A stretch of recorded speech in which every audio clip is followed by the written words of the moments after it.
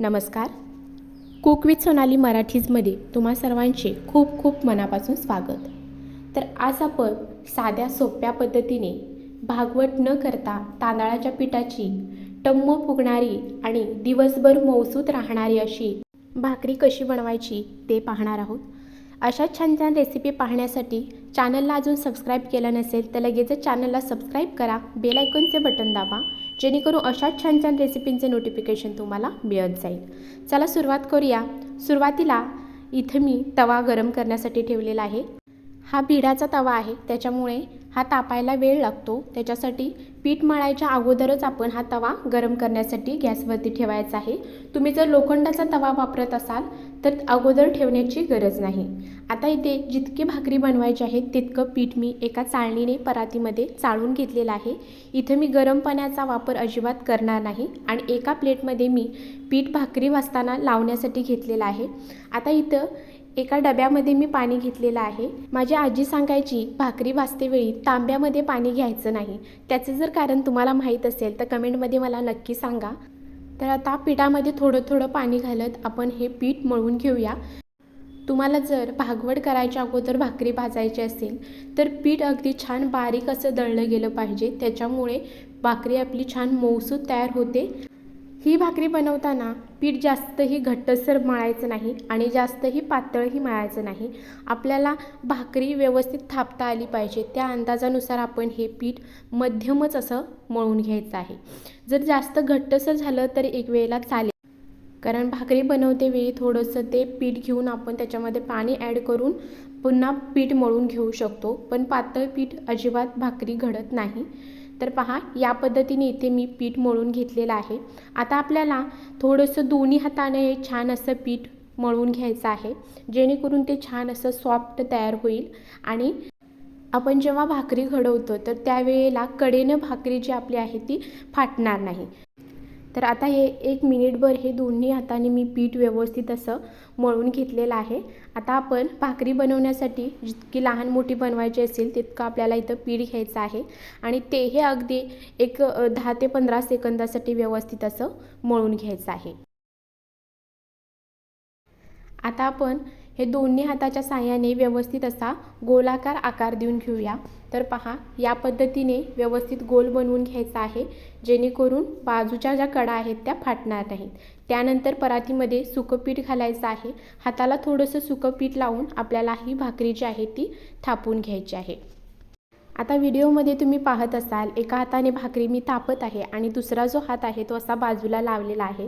त्याच्यामुळं काय होतं की ज्या आपल्या भाकरीचा आकार आहे तो छान असा गोलाकार होण्यासाठी त्याची मदत होते. तर पाहू शकता, या पद्धतीने अगदी तळ हाता एवढी भाकरी मी इथे थापून घेतलेली आहे आणि आता आपण इथे दोन्ही हाताने व्यवस्थित अशी भाकरी ही थापून घेणार आहोत. अगदी गोलाकार भाकरी तयार होते आणि अजिबात बाजूच्या कडा ज्या आहेत त्या फाटत नाहीत. तर तुम्ही पाहू शकता, थोडंसं मध्ये मध्ये आपल्याला सुकं पीठ हाताला लावायचं आहे आणि बोटाच्या साहाय्याने आपल्याला ही भाकरी जी आहे ती थापून घ्यायची आहे. तर इथे मी भाकरी थापतेवेळी कुठेही व्हिडिओ स्किप केलेला नाही. तुम्ही पाहू शकता, अगदी 1 मिनिटभरात आपली ही छान अशी भाकरी जी आहे ती घडवून तयार होते. आणि भाकरी घडवते वेळी एखाद्या बाजूला जर थोडासा जाडसर भाग आपल्याला वाटत असेल तर बोटाच्या साहाय्याने आपण व्यवस्थित अशी ती एकसारखी भाकरी करून घ्यायची आहे. तर शेवटला पाहू शकता, इथं आपली भाकरी जी आहे ती अगदी गोलाकार अशी तयार झालेली आहे. आता आपण भाकरी जी आहे ती भाजून घेऊया. तर तवा तापलेला आहे पहा. आता काय करायचं, एखाद्या कॉटनच्या कपड्याने किंवा रुमालने तवा व्यवस्थित असा पुसून घ्यायचा आहे आणि आता आपण घडवलेली भाकरी तव्यामध्ये टाकून घेऊया. तव्यामध्ये भाकरी टाकल्यानंतर लगेचच त्याला पाणी लावायचं नाही. एक 15 ते 20 सेकंद वाट बघायची आहे आणि त्यानंतर आपल्याला ह्याच्यावरती पाणी लावून घ्यायचं आहे. सर्व भाकरीला व्यवस्थित असं पाणी लावून घेतल्यानंतर आता आपण ही भाकरी जी आहे ती परतून घेऊया. परतून घेण्यासाठी इथे मी परातणीला वापरलेलं नाही, तर मी मळलेल्यातलंच थोडंसं पीठ वापरते. तर या पद्धतीने कडेनं थोडीशी भाकरी अगोदर सैल करून घ्यायची आणि त्यानंतर आपल्याला ही परतून घ्यायची आहे. तुम्ही पाहू शकता की ती पांढरी शुभ्र आणि छान गोलाकार अशी भाकरी ही इथं तयार झाली.